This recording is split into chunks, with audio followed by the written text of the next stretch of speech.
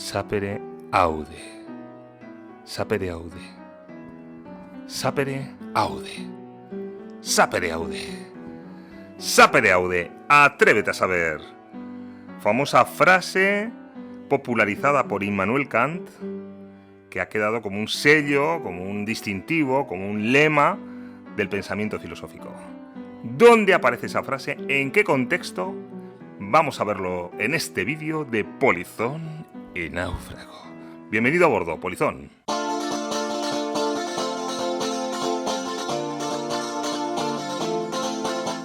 Bien, amigos de Filosofía para Náufragos, un nuevo vídeo.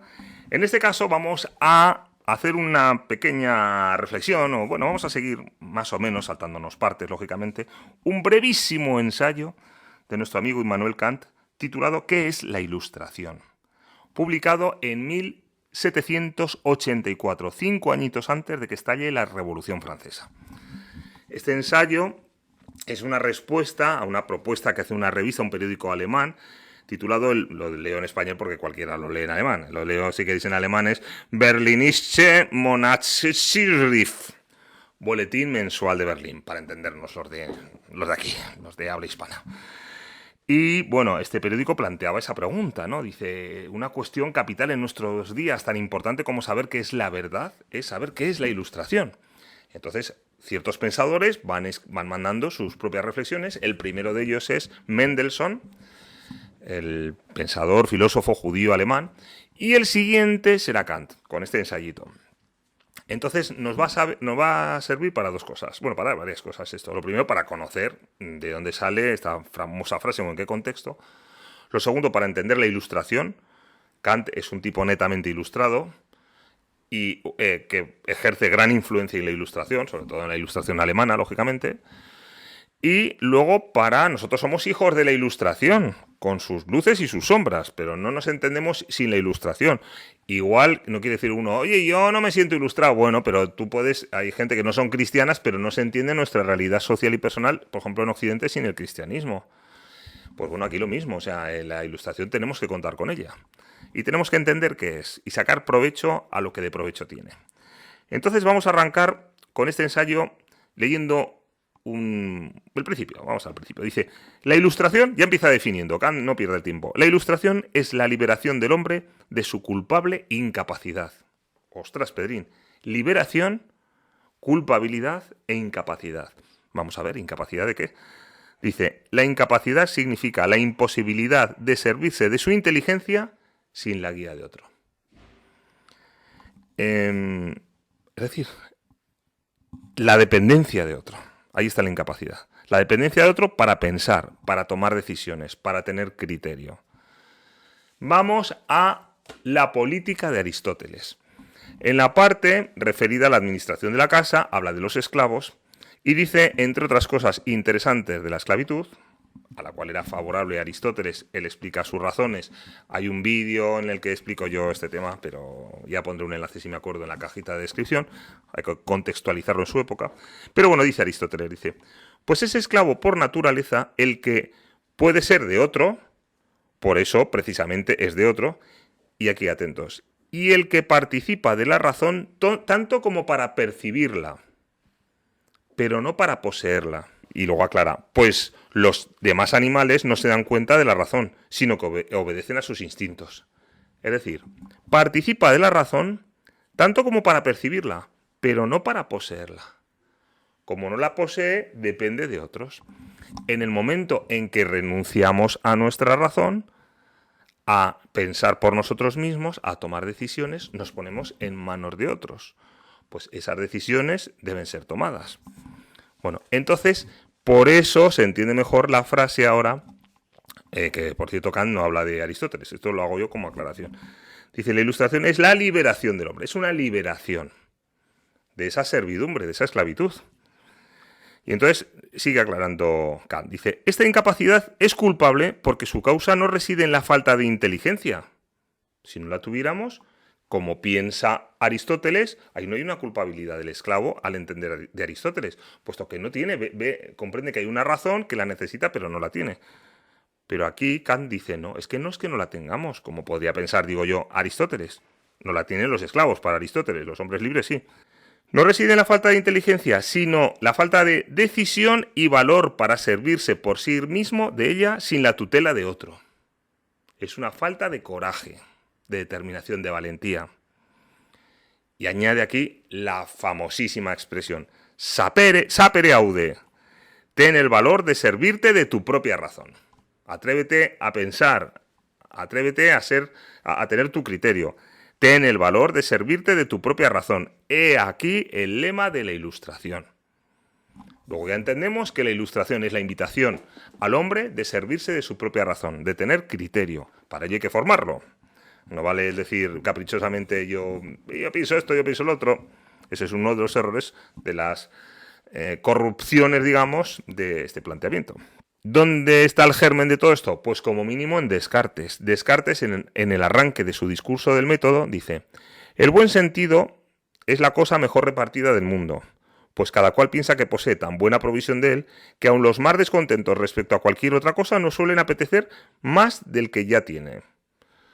Esto suena un poco irónico, ¿no? A veces, no, todo el mundo debe estar muy bien repartido porque todo el mundo presume de tener buen sentido, todo el mundo opina aquí. Pero bueno, luego ya se pone más serio y dice, ¿qué llama buen sentido? Dice, lo que llamamos buen sentido o razón es naturalmente igual en todos los hombres. Bueno, es demasiado optimista, digamos, pero es que es un signo de los tiempos. Esa idea del progreso ilimitado que florece y está en plena expansión en el siglo XIX y que luego marchitará, al menos parcialmente, después de unas guerras mundiales atroces, con varios millones de muertos, de campos de exterminio, de 2 bombas atómicas y, bueno, de regímenes totalitarios, incluso en países que habían tenido una gran bonanza intelectual. Pero, de momento, estamos en esa euforia, en ese optimismo de la razón ilustrada.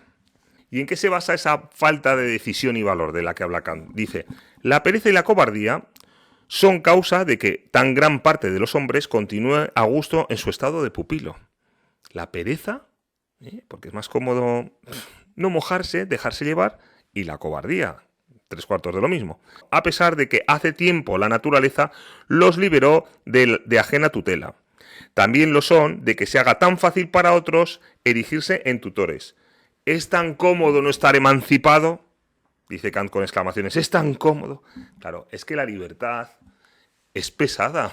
La libertad tiene una carga. Aquello que decía Sartre de esa manera tan suya, ¿no? El hombre está condenado a ser libre. Ortega dirá, el hombre es necesariamente libre. Sí, pero esa libertad supone una carga. Ya para Sartre incluso una condena.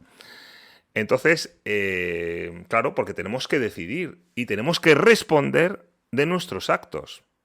Un lobo puede decidir si irá por una oveja o no, pero no tiene que responder, porque a fin de cuentas su instinto le marcará pues cuál es el ejemplar más débil, el más fácil de cazar, el que más proteínas tenga, lo que sea que la naturaleza le indique al lobo. Pero nosotros esas decisiones a veces producen vértigo.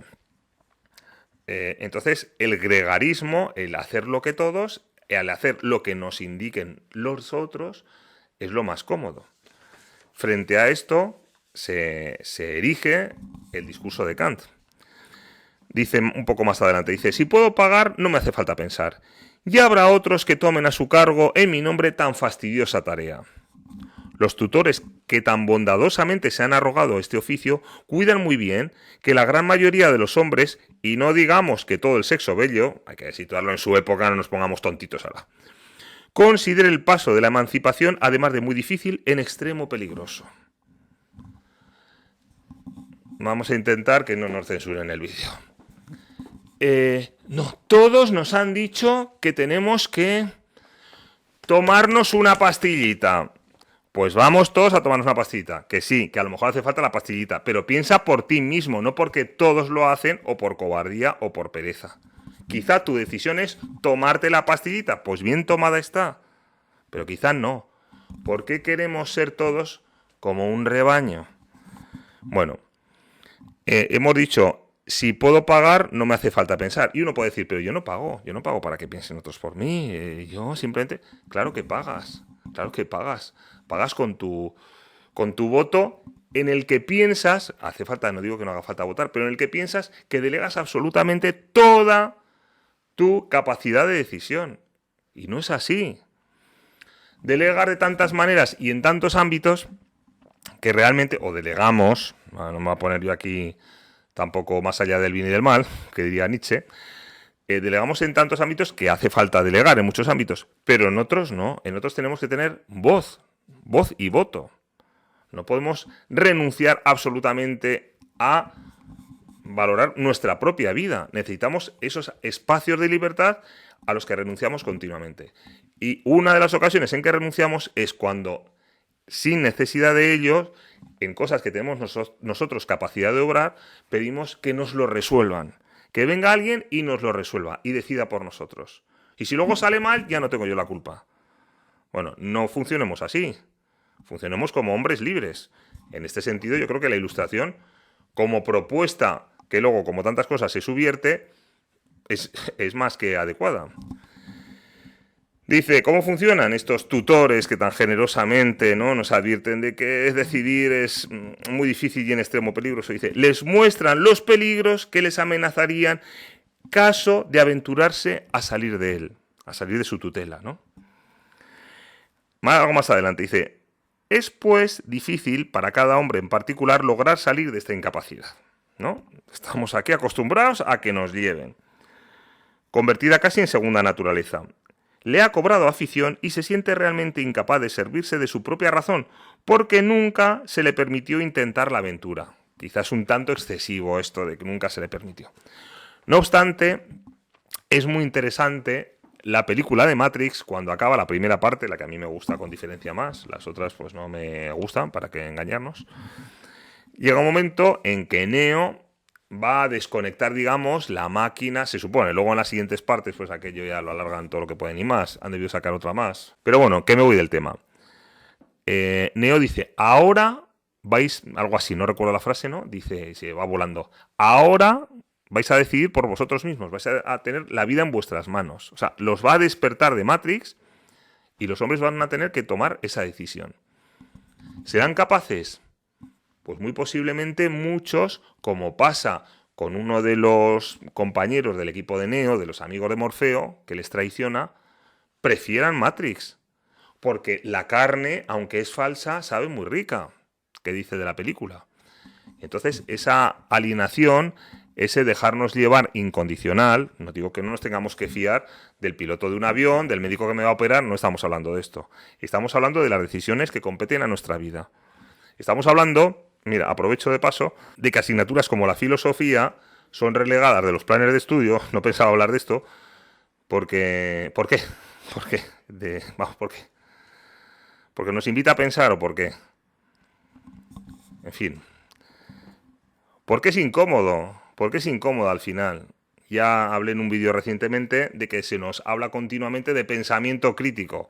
Es muy bonito como lema, siempre y cuando no se ejercite realmente. Bueno, pero luego surge el optimismo ya de su propio tiempo, de Kant, y dice, pero ya es más fácil que el público se ilustre por sí mismo y hasta, si se le deja libertad, casi inevitable, ¿no? Si Neo desconecta la máquina, ya tranquilos que va a ser más fácil todo esto. Para esta ilustración no se requiere más que una cosa, libertad. YouTube. Para esta ilustración no se requiere más que una cosa, libertad. Facebook. Para esta ilustración no se requiere más que una cosa, libertad. Compañía, gobiernos, etc. Para esta ilustración no se requiere más que una cosa, libertad. Y la más inocente entre todas las que llevan ese nombre, a saber, no vamos a ver, no, libertad absoluta, no. Libertad de hacer uso público de su razón íntegramente. El uso público de su razón le debe estar permitido a todo el mundo. Y esto es lo único que puede traer ilustración a los hombres. Bueno, dice, bueno, entonces, ¿qué pasa? Que aquí todo vamos a debatir, a cuestionar todo, a caer en lo que Ortega llamaba la democracia morbosa. Pues dice, bueno, ahora bien, existen muchas empresas de interés público en las que es necesario un cierto grado de automatismo. Vamos a poner, no pone este ejemplo Kant, Pues imagínate los bomberos, que cada bombero dijera, bueno, yo pienso que mejor que con mangueras que lo apaguemos con la escoba. El otro con no sé qué. Yo creo que los jueves, no hombre, sí que reconoce que hay una serie de cuestiones de bien público en las que en el servicio de ese bien se tiene que supeditar uno a unos criterios de bien común. Por eso distingue, entonces, ¿qué quiere decir? Que el bombero ya no va a poder opinar nunca, no va a poder tener criterio según su propio parecer, valorar qué es más conveniente o no. Dice, sí, dice, bueno, vamos a ver. Distingue entonces uso privado de uso público. El uso privado hace alusión, digamos, a esa labor que tiene encomendada. En la medida en que tiene encomendado el formar parte de una cuadrilla de bomberos, él tendrá que supeditar su propio criterio a las directrices que recibe. Sin embargo, existe lo que llama el uso público. El uso público es el comparecer ante la opinión pública y dar su opinión. Entonces, el bombero pone en el caso que pongo yo, que no lo pone Kant, pues dirá, bueno, en el uso privado yo voy a obedecer al jefe de mi cuadrilla, tendremos las directrices de que tenemos que apagar el fuego de esta manera, de que tenemos que acudir por esta calle o por la otra, por lo que sea. Pero en el uso público, yo más tarde podré decir, bueno, vamos a ver, los bomberos estamos siguiendo este protocolo de actuación en el sofoco de incendios. Pero yo creo que es un error. Yo creo que lo mejor sería que pusiésemos tomas de agua en las calles y que no fuéramos cargados con el depósito, sino que allí mismo enchufásemos lo que sea. De momento tú tienes que, digamos, acatar las decisiones de otro, sujetarte al entendimiento de otro. Eso en tu actuación concreta. Pero, más allá de su actuación, cuando tú estás fuera de esa disciplina, digamos, tú tienes que tener una posibilidad de uso público y de plantear tus propias alternativas, tu propia manera de entender las cosas. Aquí entra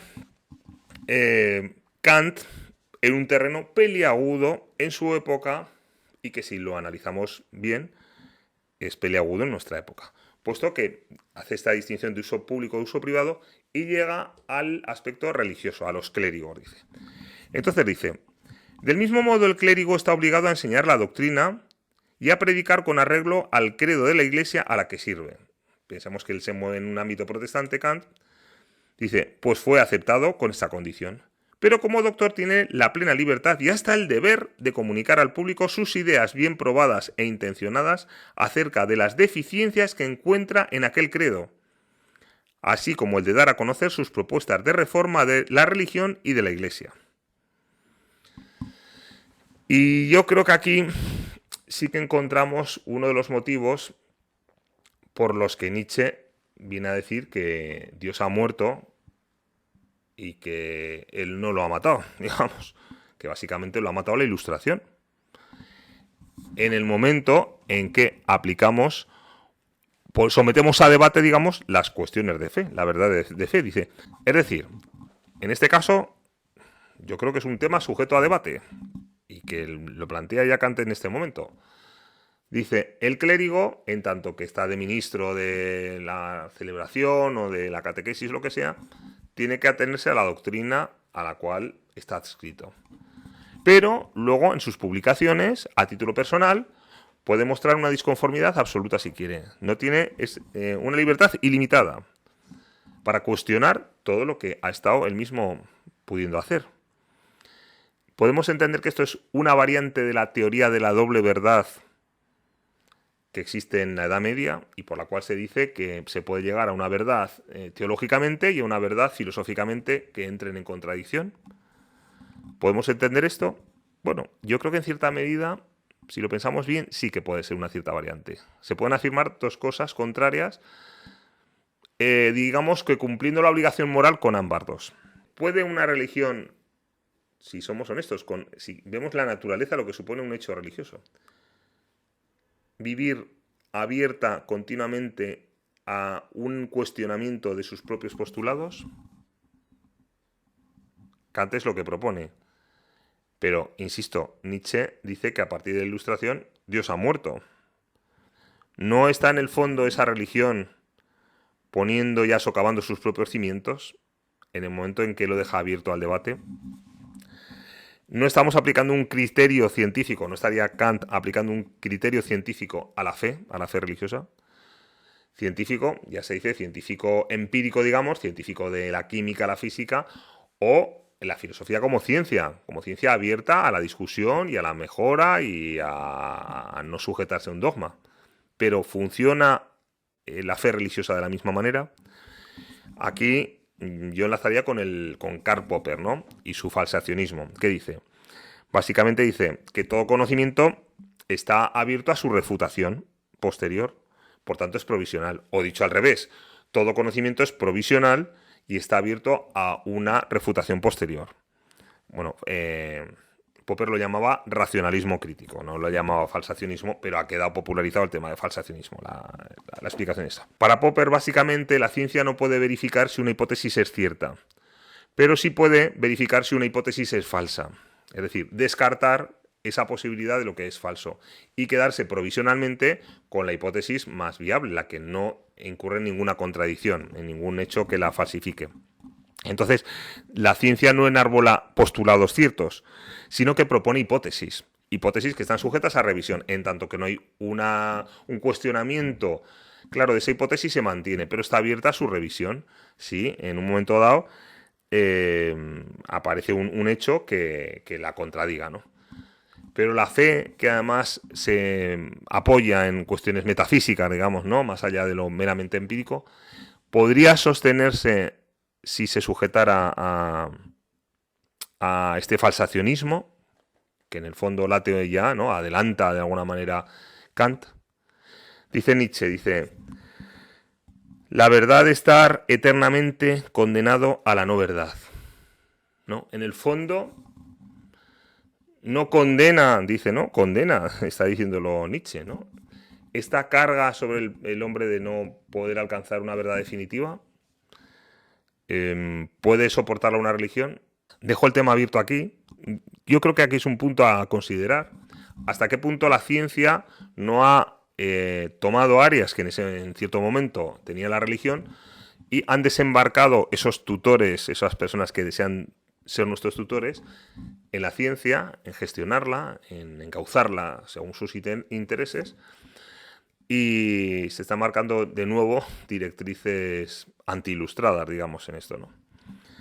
Hay que decir, en todo caso, sí que voy a aprovechar que ya digo que 5 años más tarde de este escrito estallará la Revolución Francesa, con las cuales simpatizará Kant hasta su muerte en 1804. Incluso Kant, siendo que es un hombre que prefiere, digamos, transiciones pacíficas, prefiere un progreso paulatino, ¿no? Y no dramático, no es un hombre que precisamente abogue por un sistema revolucionario a toda costa, pero sin embargo sí tiene la esperanza de que esa revolución, ¿no? Pues traiga un cambio hacia un espíritu rusoniano con el que simpatiza él. Y ya digo que incluso justifica el periodo de terror, como que encarna la voluntad de la generalidad, ¿no? Del pueblo, de la nación. Es el papel tan delicado de los intelectuales en ciertos momentos, a la vez que, por ejemplo, condena la ejecución de Luis XVI. Él entiende que ha habido una transición en la que una legitimidad, que era la del rey, ha sido puesta en manos de los que le suceden, de los líderes revolucionarios, puesto que, digamos, voluntariamente, entre comillas, el rey ha cedido sus poderes, ¿no? A esos revolucionarios, y que, por tanto, no tenían que haberle ejecutado, puesto que, digamos, esa nueva legitimidad no imperaba en el momento en que el rey reinaba. No puede ser que se le aplicasen, digamos, criterios actuales a una cosa cuando todavía no estaba ese poder establecido, ese nuevo poder establecido. Pero bueno, más allá de estos matices, sí que es verdad que Kant justifica incluso, bueno, él tiene una serie de teorías en todo este tema de la Revolución Francesa en ocasiones un tanto contradictorias, pero justifica incluso el periodo de terror. Muchas veces se ha reprochado, bueno, muchas veces continuamente, a Heidegger, pues su, entre comillas, también colaboración con el régimen nazi. Alguno me va a decir, ¿cómo que entre comillas está? Bueno, hay que entenderlo en el contexto histórico, no quiero decir justificar ni dejar de justificar, quiero entender, y hay que ver el nivel de conocimiento que podía tener Heidegger de ciertos temas. Hay que comprender también que se deje arrastrar en un momento dado, en un ambiente determinado, y eso metido en plena harina, pero ya digo que los intelectuales, desde mucho antes de Kant, desde luego. pues en ocasiones, claro, con cierta perspectiva histórica lo podemos ver con más comodidad. Lo dejamos aquí. En todo caso, un ensayo muy cortito, si os animáis a leerlo. Es muy fácil de leer, quiero decir, los que no tengáis experiencia de lecturas de filosofía, pues os podéis acercar a él muy fácilmente. Y bueno, y que os animéis a leer, a ir leyendo, a tener esa parte del pensamiento ilustrado tan interesante que es pensar por uno mismo, estudiar, conocer, comprender, abrirse a la realidad y no tener miedo a la verdad. En esa búsqueda, por lo menos, vamos a buscarla. Nos vemos en otro vídeo. Me he vestido de ilustrado, ahora me veo yo aquí reflejado. Ilustrado, deslustrado. Y hasta la próxima, polizones. Que os vaya muy bien.